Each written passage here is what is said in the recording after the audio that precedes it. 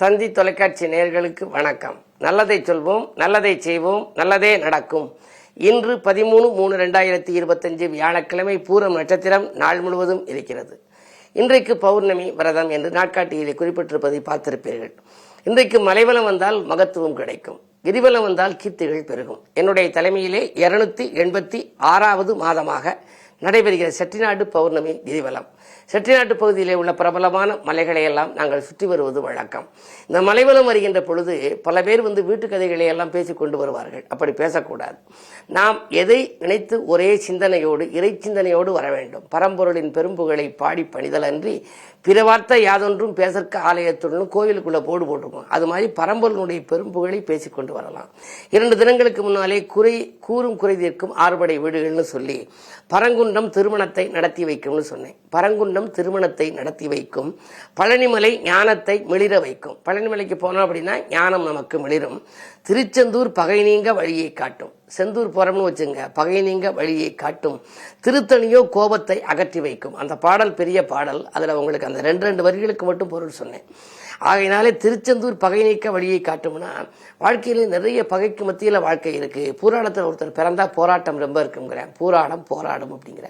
பூசத்துல பிறந்தாலும் போராட்டம் நிறைய இருக்குமா. அப்படி போராட்டமான வாழ்க்கை பூந்தோட்டமா மாறணும்னா திருச்செந்தூருக்கு செல்ல வேண்டும்னு சொல்லி நான் தினத்தந்தியில் எழுதின பிறகு ரொம்ப பேர் கேட்பாங்க, எங்களுக்கு பூராட நட்சத்திரம் நாங்க என்னைக்கு போறதுன்னு கேட்பாங்க. பொதுவாக எந்த ஆலயத்துக்கு போனாலும் யோக பலம் பெற்ற நாள் தேர்ந்தெடுத்து போனா உடனே பலன் கிடைக்கும்.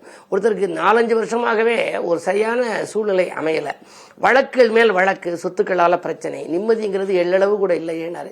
திருச்செந்தூர் போயிட்டு இது மாதிரி அங்கே சாமி கும்பிட்டு வாங்க அப்படின்னு போயிட்டு வந்த உடனே படிப்படியா ஒன்னொன்னா ரிலீஃப் ஆனிச்சு. காரணம் என்னன்னா, அங்கே வேலவன் பகை முடித்து வெற்றி கண்ட இடம். ஆகையினாலே தான் கண்ணதாசன் சொல்லுவார், திருச்செந்தூரின் கடலோரத்தில் செந்தில்நாதன் அரசாங்கம் தேடி தேடி செல்வோர்க்கெல்லாம் தினமும் கிடைக்கும் தெய்வாம்சம் பார்.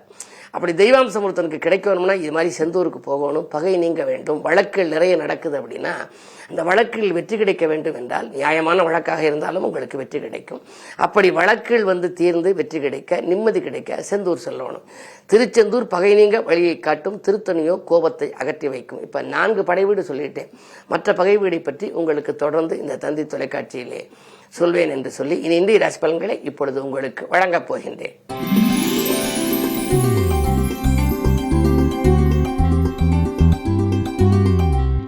மேசராசி நேயர்களே, உங்களுக்கெல்லாம் ஆன்மீக நாட்டம் அதிகரிக்கின்ற நாள். இன்று உங்களுக்கு அதிகாலையிலேயே நல்ல தகவல் கிடைக்கப் போகின்றது. வியாபாரம், தொழிலே கணிசமான லாபம் கைகளிலே புரளும். உங்களுடைய ராசிநாதன் வெற்றிகள் ஸ்தானத்தில் இருப்பதால் வெற்றி வாய்ப்புகள் வீடு தேடி வரலாம். ஏதேனும் நேற்று செய்து பாதியில் இருந்த பணி இன்று மீதியும் உங்களுக்கு முடிவடையும்.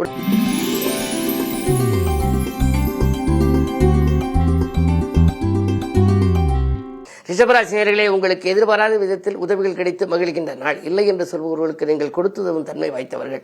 ஆனால் இப்பொழுது உங்களுக்கு சில பிரச்சனைகள் வரலாம். அதற்கு அவர்களே உங்களுக்கு முன்வந்து உதவுகிற விதத்திலே உங்களுக்கு சில நல்ல சம்பவங்களும் நடைபெறப் போகிறது. அது மட்டுமல்ல, உங்களுக்கு லாபஸ்தானத்திலே புதன் சுக்கிரன் இருக்கின்றார்கள். புத சுக்கிர யோகமும் இருக்கிறது, பரிவர்த்தனை யோகமும் இருக்கிறது. எனவே பொருளாதாரத்தை பொறுத்தவரை நீங்கள் பெரிய இலக்கை அடையப் போகின்றீர்கள். இன்று வாழ்க்கை தேவைகள் பூர்த்தியாவது மட்டுமல்ல, உங்களுடைய வாய்ப்புகள் அலைமோதுகின்ற நாளாகவும் இந்த நாள் இருக்கின்றது. வரும் வாய்ப்புகளை உபயோகப்படுத்திக் கொள்வது உங்கள் புத்திசாலித்தனம்.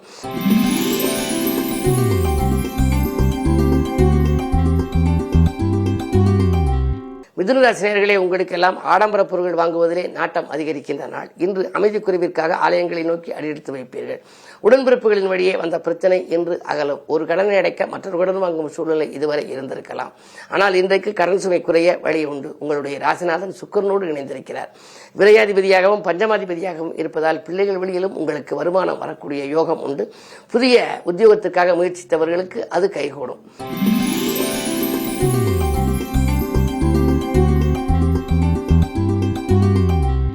கடகராசி நேயர்களே, அஷ்டமத்து சனியின் ஆதிக்கம் இருந்தாலும் 11ஆம் இடத்தில் லாபஸ்தானத்தில் குரு. எனவே லாபம் உங்களுக்கு கணிசமாக வரப்போகிறது. விட்டுப்போன வரன்கள் மீண்டும் வரலாம். வியாபாரத்திலே எதிர்பார்த்ததை காட்டிலும் கூடுதல் லாபம் கிடைக்கும். இன்னும் சொல்லப்போனால் வியாபாரம் வெற்றி நடி போடும் என்று கூட சொல்லலாம். விஐபிக்கள் வீடு தேடி உங்களுக்கு உதவுக்கரம் நீட்டுவார்கள். அது மட்டுமல்ல, ஆலய வழிபாட்டிலும் நீங்கள் ஆர்வம் காட்டுவீர்கள். இன்று மலைவலம் வருவது உங்களுக்கு மகத்துவம் தரும்.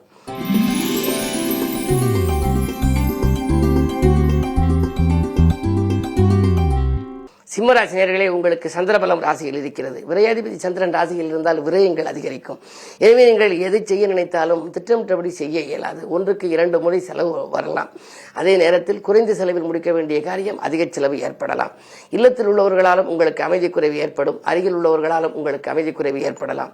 எனவே தானுண்டு தன் வேலையுண்டு என்று நீங்கள் இருப்பது மட்டுமல்லாமல் இன்று செய்யும் முயற்சிகளில் நீங்கள் கொஞ்சம் கவனமாக இருக்க வேண்டும்.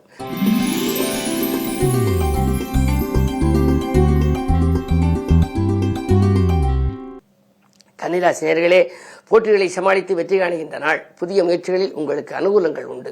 பொருளாதார பற்றாக்குறை அகலும். செலவுகள் கூடினாலும் கூட அதை சமாளிக்கும் ஆற்றல் உங்களுக்கு உண்டு. விரயஸ்தானத்திலே சந்திரன், லாபாதிபதி விரயஸ்தானத்தில் இருப்பதால் விரயத்திற்கேற்ற லாபம் உங்களுக்கு வந்து கொண்டே இருக்கும்.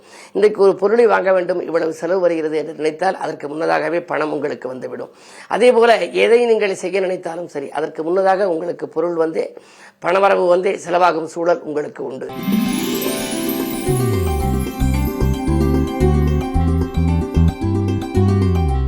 துலாம் ராசி நேயர்களே, உங்களுக்கு அஷ்டமத்து குருவின் ஆதிக்கம் இருப்பதால் எதையும் திட்டமிட்டு செய்ய இயலாது. மருத்துவ செலவுகள் அதிகரிக்கும். மனம் திறந்து பேசுபவர்களை நம்பி நீங்கள் செயல்பட வேண்டாம். உத்தியோகத்தில் பக்கத்தில் இருப்பவர்களால் உங்களுக்கு சில சிக்கல்கள் வரலாம். உங்களுடைய முன்னேற்றத்தை அவர்களிடம் விமர்சிக்க வேண்டாம். கவனம் தேவை.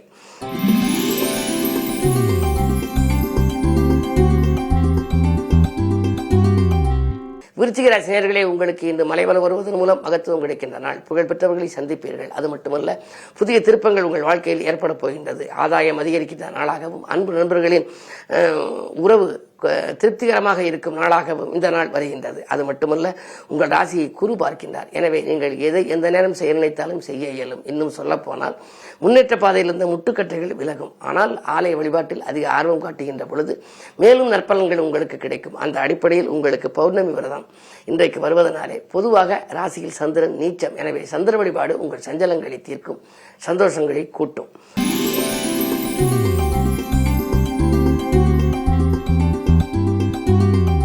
தனுசு ராசி நேயர்களே, உங்களுக்கு 3ஆம் இடத்திலே சனி.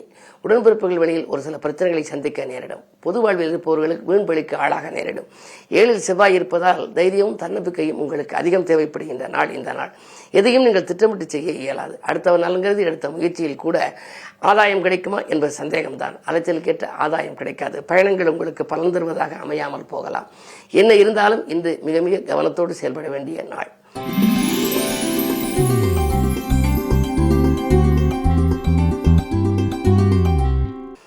மகர ராசி நேயர்களே, உங்களுக்கு சந்திராஷ்டமம்.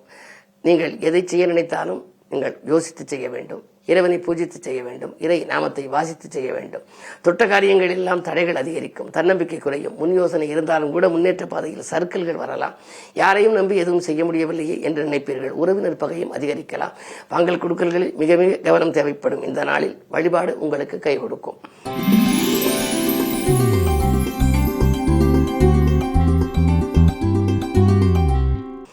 கும்பராசி நேயர்களே, சூரிய பலன் உங்களுக்கு இருப்பதனாலே அரசு வழியில் உங்களுக்கு ஆதாயம் கிடைக்கலாம். ஏதேனும் ஒரு புது முயற்சிகளில் நீங்கள் ஈடுபட்டால் அதற்காக நீங்கள் எடுத்த முயற்சிகளில் இன்று வெற்றி கிடைக்கும்.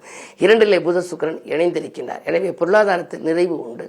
பெண்வெளி பிரச்சனைகள் அகலும். பெண்களுடைய திருமணம் சம்பந்தமாக அல்லது உடன்பிறப்புகளின் திருமணம் சம்பந்தமாக ஏதேனும் முயற்சித்திருந்தால் அந்த முயற்சிகளில் உங்களுக்கு வெற்றி கிடைக்கலாம்.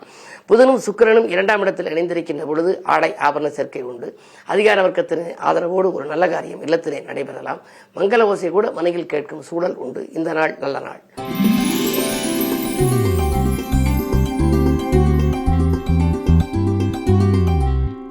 மீனராசி நேயர்களே, உங்களுக்கு பரிவர்த்தனை யோகமும் இருக்கிறது. உங்கள் ராசியில் சுக்கிரனும் ராசிநாதனாக விளங்கும் வியாழன் 3ஆம் இடத்திலும் பரிவர்த்தனை யோகம். சுக்கிரனும் புதனும் இணைந்து புத சுக்கிர யோகம். புதன் நீச்சம் பெற்று சுக்கிரன் உச்சம் பெற்றவனோடு சேர்வதனாலே நீச்சபங்க ராஜயோகம். இத்தனை யோகங்கள் இருப்பதனாலே உங்களுக்கு எண்ணங்கள் எல்லாம் எளிதில் நிறைவேறும். அது மட்டுமல்ல, மேலதிகாரிகள் உங்களுக்கு இணக்கமாக நடந்து கொள்வார்கள். கேட்ட சலுகைகளை கொடுப்பார்கள். உத்தியோகத்தில் இருந்தால் அதிலிருந்து விலகி சுயதொழில் செய்யலாமா என்ற சிந்தனை மேலோங்கும். அதற்கான அடித்தளம் அமைக்கின்ற நாளாக இந்த நாள் அமையப் போகின்றது. இன்று பௌர்ணமி என்பதனாலே மலைவலம் வருவதன் மூலம் மேலும் மகத்துவம் உங்களுக்கு கிடைக்கும். மேலும் விவரங்கள் அறிய தினத்தந்தி படியுங்கள்.